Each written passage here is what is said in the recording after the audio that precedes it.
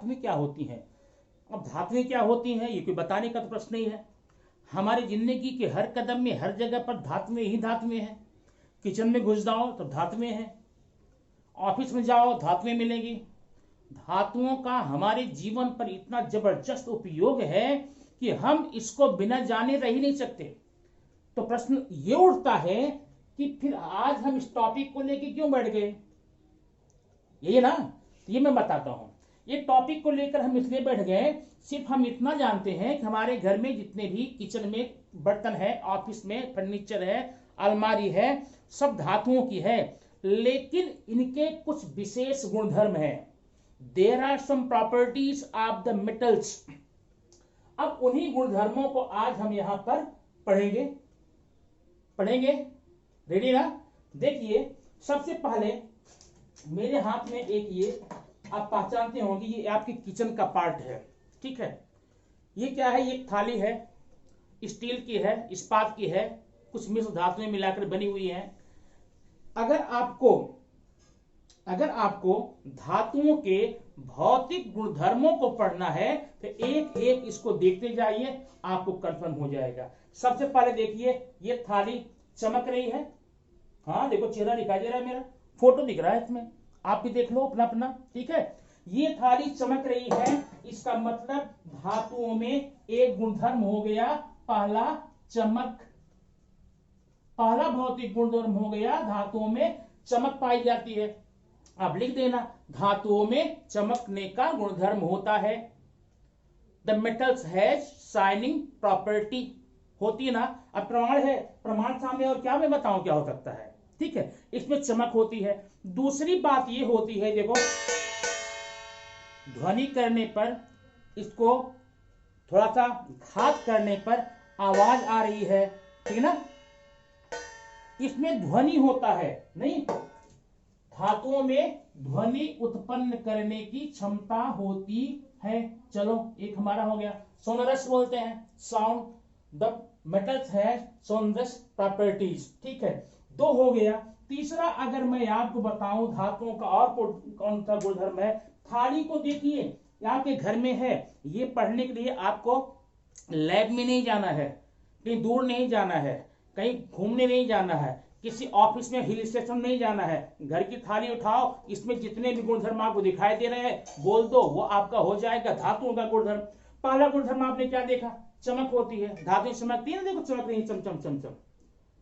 अब इसी चमक के गुणधर्म के कारण ही हमें, आप लोग जानते होंगे, हम कुछ ऐसी धातुएं होती हैं जिसका उपयोग हम ऑर्नामेंट्स में करते हैं, आभूषण करते हैं। सोना है, चांदी है, बराबर, प्लेटिनम है, सोना चांदी प्लेटिनम, ये ऐसी धातुएं होती हैं, इसकी चमक के ही गुणधर्म के कारण हम इसका उपयोग ऑर्नामेंट्स में करते हैं। अब प्रश्न ये उठा कि भाई देख, सोने में भी चमक है, पीतल में भी वही चमक है, चांदी में भी चमक है, प्लेटिनम में भी चमक है, ये हमारी थाली में भी चमक है।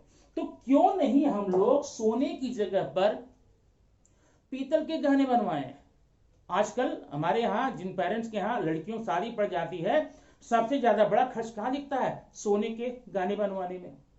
तो चलो पीतल का बनवा देते हैं, जहां उसे हम ग्राम में बनवाते हैं, 5 ग्राम 10 ग्राम 20 ग्राम का, वहां पीतल बनवाना हो तो हम लोग कई कई किलो बनवा देंगे, तो क्यों नहीं बनवाते। अब देखिए सारी धातुओं में गुणधर्म है चमकने का, पीतल में, एल्युमिनियम में, चांदी में, और उनके रंग भी लगभग एक जैसे हैं। तो क्यों ना हम लोग पीतल, एल्युमिनियम या स्टील के आभूषण बनाते हैं। उसका एक रीजन है, आप यहां सुन लेंगे, आपको एक वैज्ञानिक कारण का प्रश्न बनेगा। क्या कारण है कि आभूषण बनाने में हम लोग सोने चांदी प्लेटिनम जैसी धातुओं का उपयोग करते हैं, पीतल का एल्युमिनियम का क्यों नहीं करते। सीधी बात है, अंतर क्या है। अब देखिए ये जो लोहा है ना, लोहा, इसमें लोहा है लेकिन ये एक मिश्र धातु है, सिंगल नहीं है। कुछ धातुएं ऐसी होती हैं कि बहुत ही क्रियाशील होती हैं, वो आसानी से नमी से, वाष्प से, हवा से क्रिया करके उनके ऊपर एक परत जम जाती है, और परत जमने से उनका जो चमकने का गुणधर्म है वो छिप जाता है, जाता नहीं छिप जाता है, और कुछ दिन बाद उसका क्षरण होता है। अब क्षरण मतलब ये जंग लगता है। अब क्या आप चाहेंगे कि हम पीतल का बनवा लें, कुछ दिन बाद चमक चली जाए, उसमें जंग लग जाए, स्टील का बनवा ले आभूषण, जंग लग जाए, खुरदुरा हो जाए, चोट लगेगी, घाव लगेगी, नहीं चाहते ना। यही रीजन है कि हम लोग आभूषण बनवाने में समान गुणधर्म, समान चमक रखने वाले पीतल, एल्यूमिनियम या जस्ते स्टील का आभूषण नहीं बनवाते ना। किसका बनवाते हैं? सोने चांदी प्लेटिनम का। क्योंकि सोने चांदी में क्यों बनाते हैं? इनका जो चमक का गुणधर्म होता है, चमकने का गुणधर्म होता है, वह काफी लंबे समय तक बना रहता है। क्यों बना रहता है? क्योंकि यह कम क्रियाशील होते हैं, ये आसानी से क्रिया करते ही नहीं, न पानी से करेंगे, न हवा से करेंगे, न नमी से करेंगे, न अम्ल से करेंगे, इसलिए इनकी चमक भी बनी रहती है, इसमें जंग भी नहीं लगता। अब ध्यान रखना, इसीलिए हम सोने चांदी प्लेटिनम के ही आभूषण बनवाते हैं। दूसरा है ध्वनि। धातुओं में ध्वनि का गुणधर्म होता है। इस पे अगर हम किसी चीज से प्रहार करेंगे तो ऐसे उसमें क्या निकलेगी? ध्वनि निकलेगी जो दूर तक जाएगी। अब यही रीजन है, आपके स्कूल में जो घंटी है, जो बेल है, वो किसकी है? धातु की है, ठीक ना। अगर लकड़ी के लगा दें, लकड़ी हम लगा दें, प्लास्टिक, तब भी ये साउंड आ रहा है, लेकिन ये साउंड सिर्फ यहीं तक है। और हमें जो बेल लगती है स्कूल में, उसकी जो बेल लगती है तो आसपास में 2-1 किलोमीटर दूर तक बच्चे उसको सुन लेते हैं, और अगर धीमे धीमे आ रहे हैं जल्दी दौड़ के चले जाते हैं, क्योंकि कहीं नहीं बेल हो गई। मंदिर में बजने वाला घंटा देखा ना, टन करके बजता है, वो भी धातु का बना होता है, उसमें ध्वनि निकलती है। तो गुण धर्म 2 आप पढ़ लिए। धातुओं में चमक होती है, जैसे अब एग्जांपल देना, धातुओं में चमकने का गुणधर्म पाया जाता है, जैसे लोहा, सोना, चांदी, तांबा, पीतल आदि। और धातुओं में ध्वनिवर्धक, ध्वनि को उत्पन्न करने की क्षमता होती है, इसलिए इसका उपयोग हम घंटी या घंटे बनाने में करते हैं। जैसे ज्यादा करके पीतल या लोहे का उपयोग यहां पर करते हैं, ठीक है। अब तीसरा गुणधर्म देखें, आप ये देखें, ये जो स्टील की बनी हुई थाली है, पहले स्टील का एक पिंड रहा होगा, छोटा टुकड़ा रहा होगा, इसको पीट पीट के क्या किया गया है? बढ़ाया गया है। अब देखिए, ये इसको बोलते हैं तन्यता, इलास्टिसिटी। धातुओं में तन्यता का गुणधर्म पाया जाता है, ये खिंचता है। अब इसीलिए आप लोग देखते होंगे आपके घरों में जो बिजली के वायर तार होते हैं, उसमें तांबे के तार होते हैं, एल्यूमिनियम के होते हैं, या इलेक्ट्रॉनिक उपकरणों में चांदी के भी तार लगाए जाते हैं, क्योंकि इसमें खिंच करके लंबा होने की क्षमता होती है। इसीलिए धातुओं का उपयोग तार बनाने में किया जाता है। तार जो होती है, सरिया होती है, ये सब धातुओं का तन्यता का गुणधर्म है, ठीक है। अच्छा, तीसरा चौथा हम बता दें, इसमें होता है आघात वर्ध्यता। आघात वर्ध्यता माने आघात करेंगे तो ये बढ़ेगा, मेटेबिलिटी। आघात करने पर ये बढ़ेगा। तो हम धातुओं के पतरे बनाते हैं। अभी आपके घर में जो कढ़ाई है लोहे की, वो ऐसे ही नहीं उत्पन्न हुई थी, वो धातु लोहा रहा होगा, उसको गर्म करके पीट पीट के मनचाहा आकार दिया गया। इसलिए धातु, अब ये देखिए, ऐसे नहीं, ये ऐसे नहीं उत्पन्न हुआ था। इसको स्टील जो बना होगा, पहले इसे आघात करके, चोट करके, बड़ा करके, पतरा बना करके, तब इसमें हम थाली का रूप दे दिए हैं, कढ़ाई का रूप दे दिए हैं। ये तो आपके पतरे होते हैं जो छत पर लगाए जाते हैं, उनका रूप दे देते हैं। कौन से गुणधर्म कारण? आघात वर्ध्यता। इसमें आघात करने पर ये बढ़ता है, ठीक है। पांचवा गुणधर्म है इसका ऊष्मा का सुचालक। इसका मतलब क्या होता है? Good conductor of heat. अब अगर आप एक लोहे की सरिया ले लें, बड़ी सी, जान दो मेरे पास है ना, लोहे कहां जाए, ये देखो, इसमें ले जाकर जहां आप गैस जलाकर ऐसे गैस पे लगा दीजिए कुछ देर तक। धीरे धीरे धीरे धीरे देखोगे, आप हाथ आगे मत ले जाइए, ये धीरे धीरे इसका ऊष्मा यहां से निकल करके आते बढ़ते बढ़ते आपके हाथ तक पहुंच जाएगी। मतलब इसमें ऊष्मा इस सिरे से इस सिरे तक आ सकती है, माने ऊष्मा का इसमें प्रवाह होता है, ऊष्मा की सुचालक है। सिर्फ इसकी बात नहीं, आप लंबी सरिया ले लीजिए लोहे की, उसे आग, एक सिरा आग में डालिए, दूसरा पकड़े रहिए, धीरे धीरे देखिए उसका जो ऊष्मा है उस सिरे से आप तक पहुंच जाती है। इसको हम क्या बोलते हैं? ऊष्मा की सुचालक होती हैं। जितनी भी धातुएं होती हैं वो ऊष्मा की अच्छी सुचालक होती हैं। अब ऊष्मा के सुचालक होने का कौन सा लाभ हमको है भाई? है लाभ कोई? हाँ है। हमारे घरों में जो बर्तन होते हैं वो होते हैं धातुओं के, उसी में हम अपने सब्जी, दाल, रोटी बनाते हैं ना। तो इसलिए ऊष्मा की सुचालकता का हमें वहां पर लाभ मिलता है। छठवां है विद्युत के सुचालक।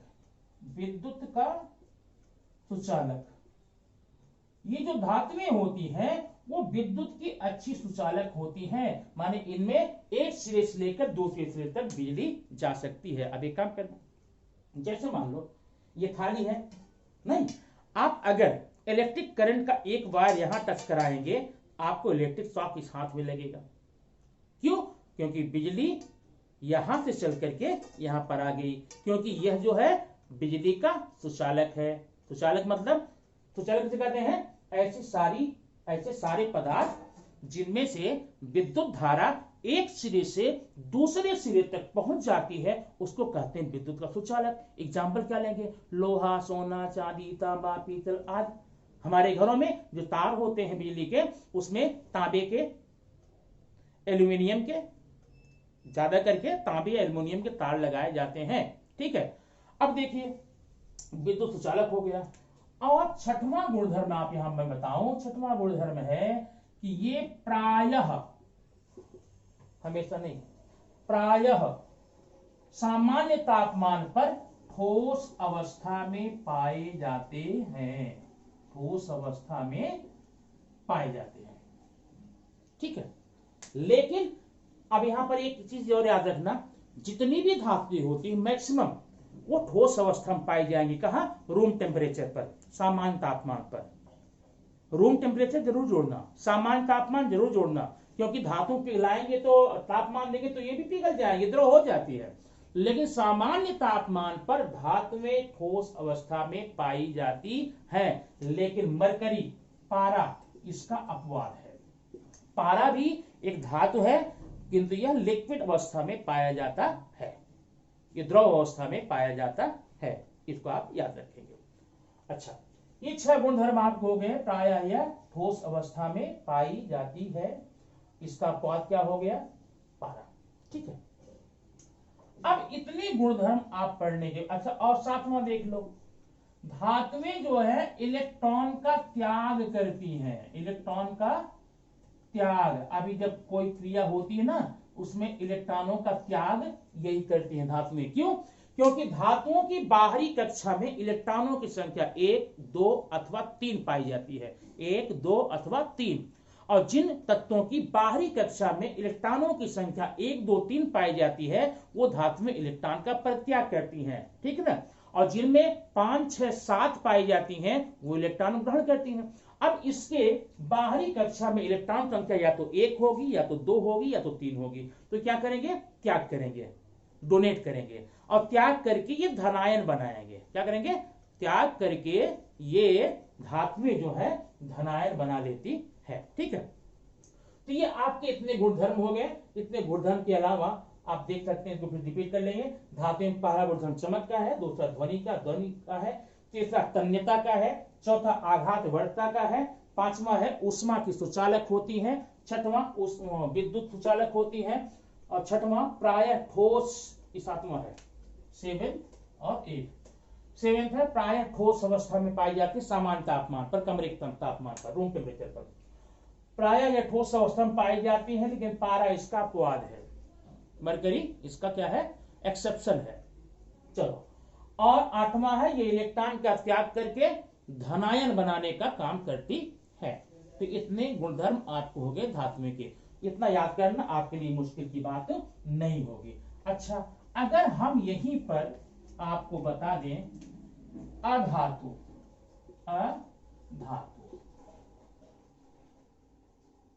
नॉन मेटल्स, इसके भौतिक गुणधर्म क्या होते? सिंपल, चलो हम यही बताते हैं।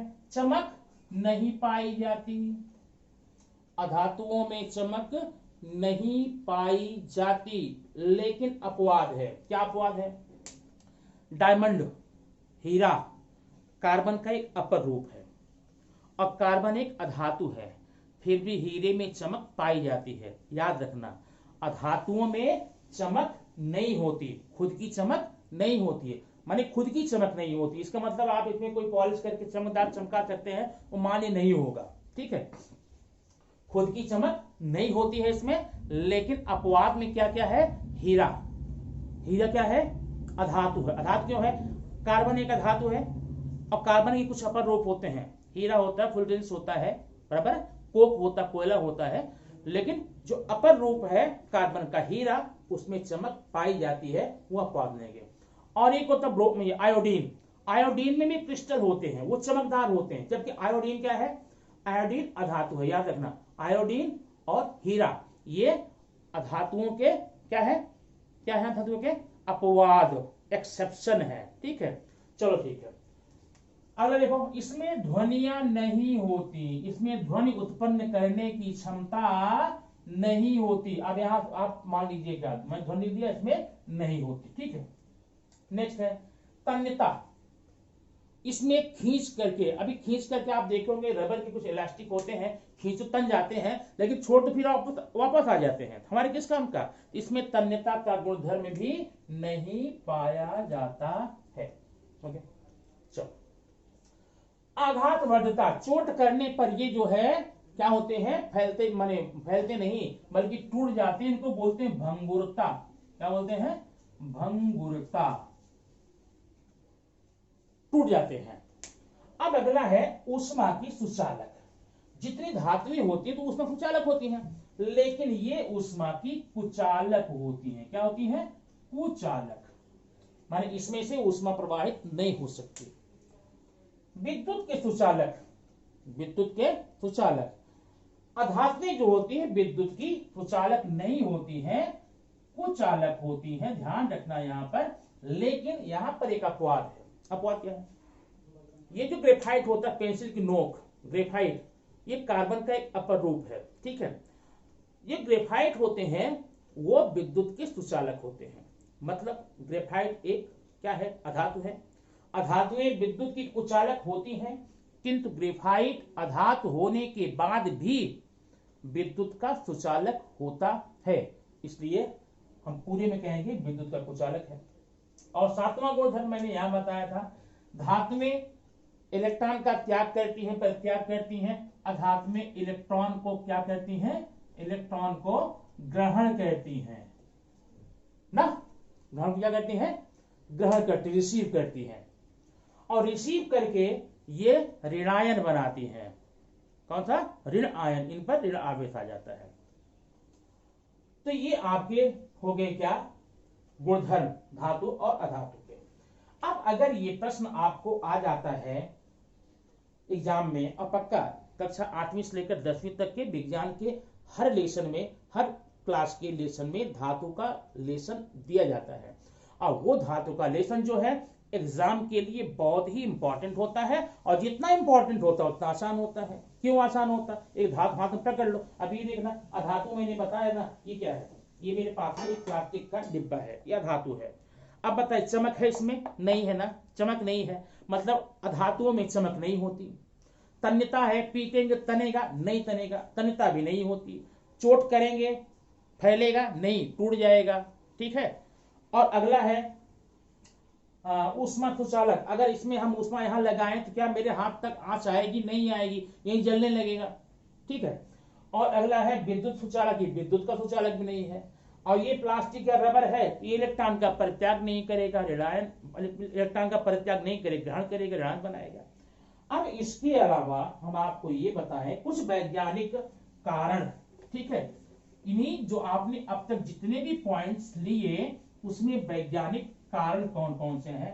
पहला प्रश्न आपको ये बनेगा, नंबर ध्यान देना, हमारे घरों में जो बिजली के स्विच बोर्ड होते हैं वो प्रायः लकड़ी के, अब तो लकड़ी बहुत कम बनते, पर लकड़ी के बनते थे, प्रायः लकड़ी के अथवा प्लास्टिक के ही क्यों होते हैं? आप समझ गए होंगे उत्तर। क्या समझ होंगे? लकड़ी या प्लास्टिक विद्युत के कुचालक होते हैं, इसमें से विद्युत धारा प्रवाहित नहीं होती है, इसलिए हमारे घरों में जो स्विच बोर्ड होते हैं वो लकड़ी अथवा प्लास्टिक के बने होते हैं। अगला एग्जाम्पल दूसरा क्वेश्चन का है, क्या कारण है हमारे घरों में जो बिजली की तारें होती हैं उनके ऊपर प्लास्टिक का आवरण लगा होता। सेम आंसर जो आपने दिया है, ठीक ना। तीसरा एग्जाम्पल, हमारे घरों में कुकर या कुछ बर्तन ऐसे होते हैं उसके जो हत्थे होते हैं या केतली का जो हत्था होता है ना, वो हत्था प्लास्टिक का लगाया जाता है या लकड़ी का लगाया जाता है। इसमें वो देंगे प्लास्टिक या लकड़ी ऊष्मा की कुचालक होती है, इसलिए केतली से प्रवाहित होने वाली ऊष्मा हमारे हाथों तक नहीं पहुंचती है, इसीलिए उसके हत्थे में प्लास्टिक या लकड़ी का उपयोग कर लेते हैं। ठीक है, तो ये सारी बातें हैं। और बिजली की तारों में हम धातुओं का ही उपयोग क्यों करते हैं? क्योंकि धातुएं विद्युत सुचालक होती हैं, इसलिए हम वहां पर क्या करते हैं, धातुओं का उपयोग करते हैं। ठीक है, अब ये प्रश्न हो जाने के बाद में आप देखें, हमें यहां करना है धातु एवं अधातु में धातु एवं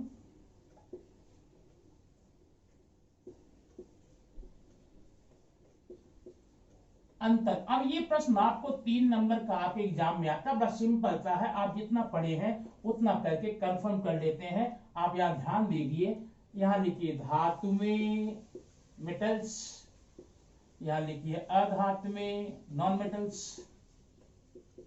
पहला क्या लिखोगे, जो भी देखो इसमें 3 या 4 पॉइंट लिखने होते हैं और आपको मैंने 8 पॉइंट बताए, 8 में से आपको 3 तो याद ही हो गया होगा, या फिर खाली दिमाग में रखिए क्या क्या थाली में आपने देखा वो बता दो। पहले बात, थाली में आपने चमक देखी थी, लिखो धातुओं में चमक पाई जाती है, धातुओं में चमक पाई जाती है, धातुओं में चमकने का गुणधर्म होता है, धातुएं चमकती हैं। इन 3 सेंटेंस में से कुछ भी जो आपको अच्छा लगे वो लिख दो। धातुओं में चमक पाई जाती है, एग्जाम्पल जरूर लिखना, जैसे लोहा सोना चांदी तांबा पीतल आदि, लोहा सोना चांदी तांबा पीतल आदि।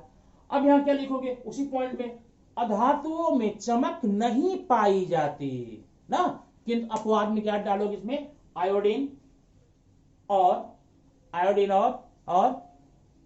हीरा डायमंडो। ठीक है, नंबर 2, अधातुओं में आघात की वरीयता होती है, माने चोट करने पर इनका प्रसार होता है, लेकिन अधातुओं में प्रसार नहीं होता है, बल्कि ये भंगुरता बोलते हैं, भंगुरता माने टूटने का गुणधर्म, चोट करोगे टूट जाएगा, पत्थर है मिट्टी है ये सब है। ठीक है, अगला है तीसरा, ऊष्मा के सुचालक होते हैं, अभी बताया था जो ऊष्मा के सुचालक होते हैं, ये क्या होते हैं, ऊष्मा के कुचालक होते हैं। ऊष्मा के सुचालक होते हैं लोहा सोना तांबा पीतल आदि, और ये ऊष्मा के कुचालक होते हैं लकड़ी रबर मिट्टी खड़िया आदि। ठीक है, अब अगला देखेंगे चौथा, ये विद्युत के सुचालक होते हैं, धातुएं जो हैं विद्युत की सुचालक होती है, और अधातुएं क्या होती हैं, ये विद्युत की कुचालक होती हैं। लेकिन यहां पर